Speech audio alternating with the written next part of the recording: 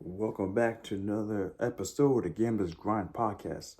This is your boy, Make a Wish, here to bring you another episode of The Breakdown, where we discuss and analyze the games, the matches, whatever's going on at the current time, and give you the picks and our thoughts about what's actually going to happen. In today's slate, we have NBA, 2 games. We're going to talk about the 7 o'clock Eastern Standard Time. Cavaliers at the Celtics first. All right. 2 games on the slate. So I don't know if you guys happen to watch the last episode where I was breaking down these two these two high caliber teams. Going to the series. Right now, Celtics lead 1-0. And if you guys saw that one, I don't expect too much more because there's not really much more I can say past what I said in the recap already about this. This is going to be a hugely high uphill battle. Cavaliers are going to be struggling to score offensively because our boy Donovan Mitchell pulled a hell of a show last game. Phenomenal. He did phenomenal work. And they still lost by 22 points. You know? Excuse me. My nasty man. And if he could have an amazing game like that, being the highest scoring player that he is on the team, being the go-to guy for this player of the team, and still come up that short, this series is not going to last too long. So it's going to have a nice rest early on, waiting for the Knicks to get done. And that series, we'll see about the series. This series will be interesting. Hopefully, it's interesting. But yeah, going to this though for today's games, we have, oh my goodness, Boston Celtics at -950.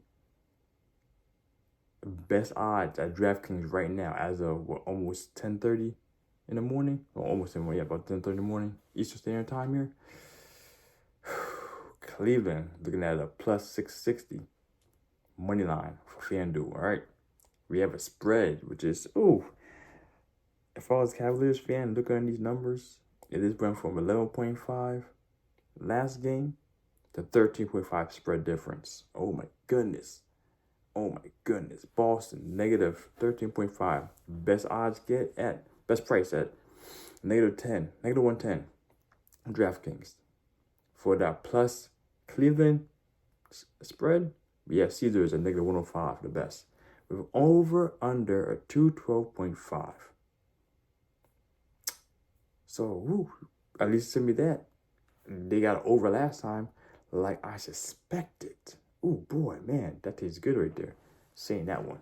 I said, this is everything was screaming is going to be an under for this series. But the first game was definitely be an over. And see, that's my thing now. Going to this one, the adjustments need to be made for the Cavaliers on the road. If you happen to notice during the Orlando Magic series that Cavaliers did not put too much output offensively and or defensively on the road. And they were basically trying to take the wins at their house.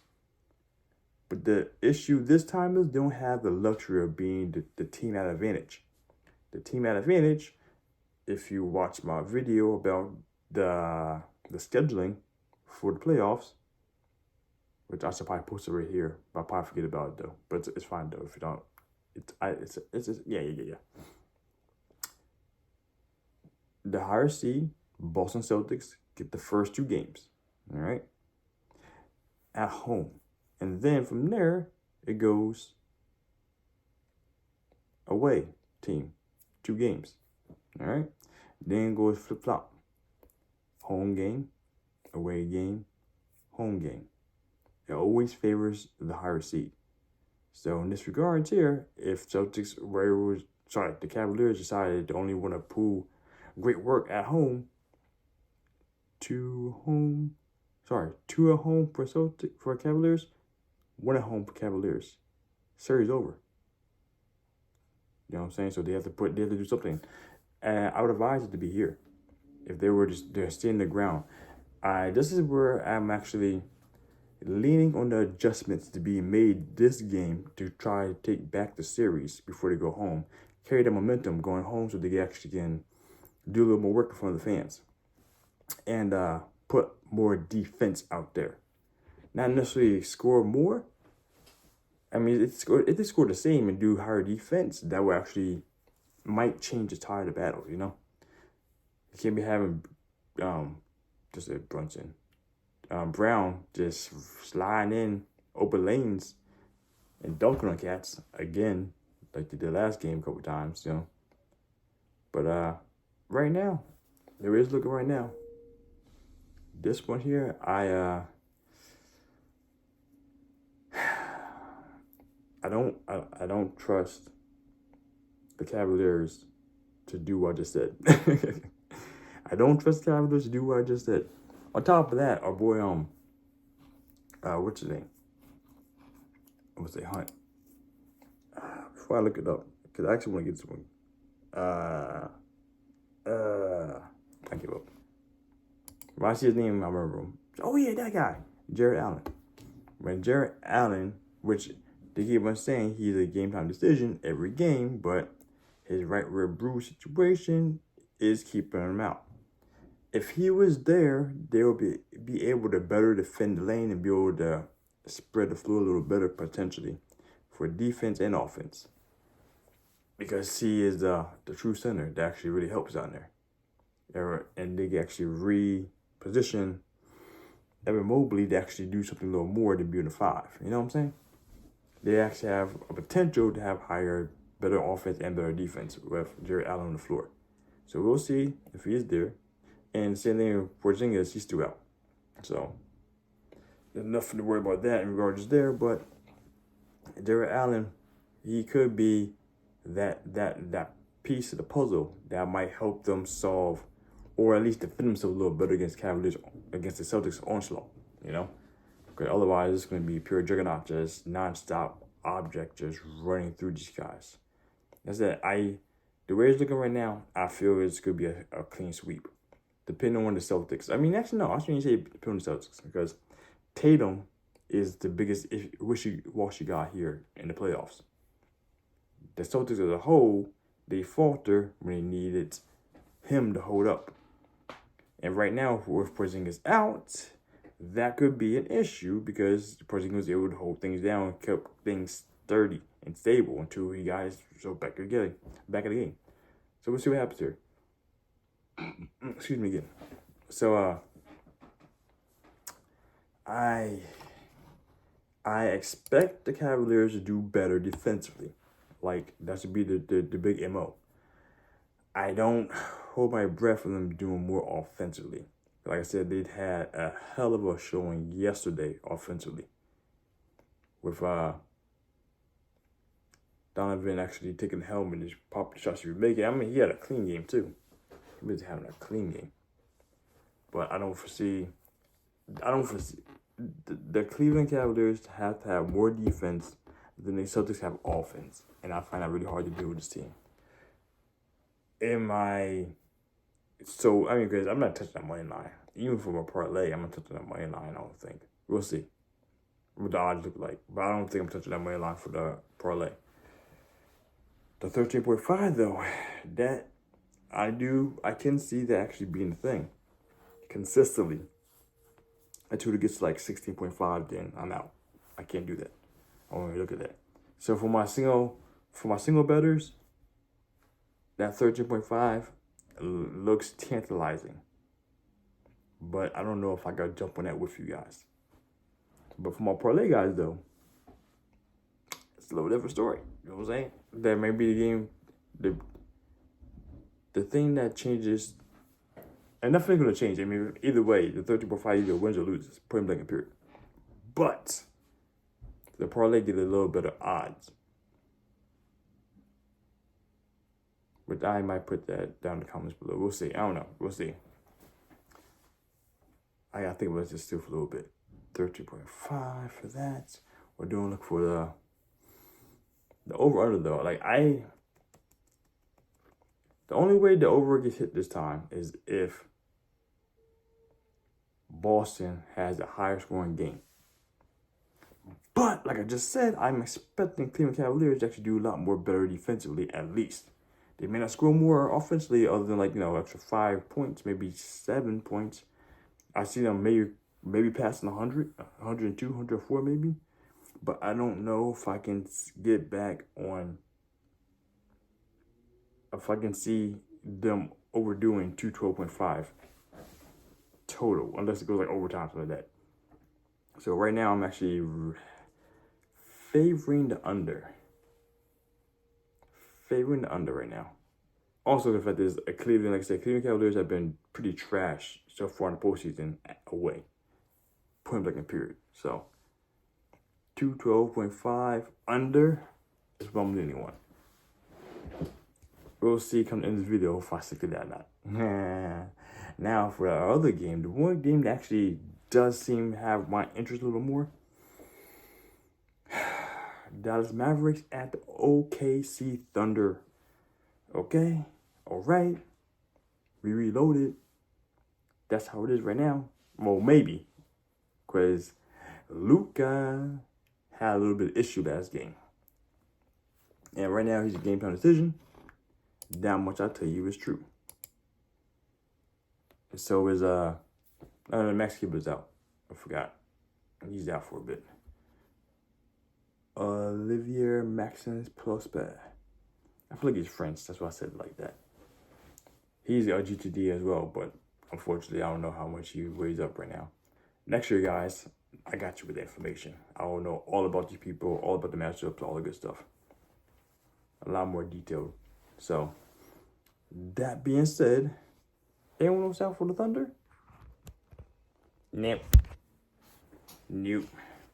It's Team Olivier for both sides are on the ropes to being out or are out.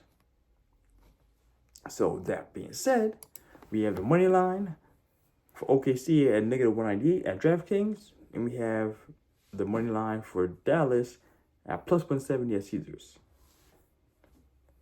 The over/under at -4.5 for the spread. The -4.5. 4.5 for the spread. Negative OKC at 115. Positive for Dallas at +100. 115 at MGM. ESPN +100. 218.5 is over/under. ESPN has over at -105. And FanDuel has the under at -108. Sorry about that. All that being said, like I said, Luka being out is a huge deal. If he's not in, Raps chalk his right up. OKC win. Put like a period. Hopefully get the money line. And even if he's in, that money line is still possibly a thing. No. At -198. I mean, do I see OKC winning by -4.5? I'm not gonna lie. I do. I can definitely see that. I can definitely see that. Because even though Dallas has the ability to step up the defense like they did last series against Clippers, I don't know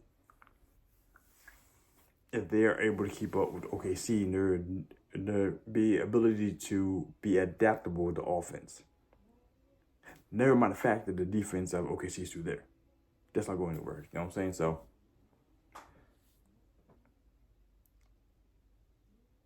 -4.5. We are leaning that direction. And 218.5. Oh, yeah, that's right. The Dallas was unable to pull the trigger and get themselves over the humps for points to matter. So it's just going to be another lockdown defensive game that keeps Dallas Mavericks down. I mean, there are away the Mavs, so they don't have the extra burst of energy from the crowd, ramping them up and the bench doing some more work. And they got Tim Hardaway Jr. So is it gonna need another 218.5 under? I think I feel like it might. I feel there's gonna be adjustments being made, but offensively, especially with Luka having the issue he had with his leg, which he looked like crap yesterday after his leg situation, because his leg been hurting the entire time. Then he took a little tumble and made it worse, and then he got jacked hard by Joel.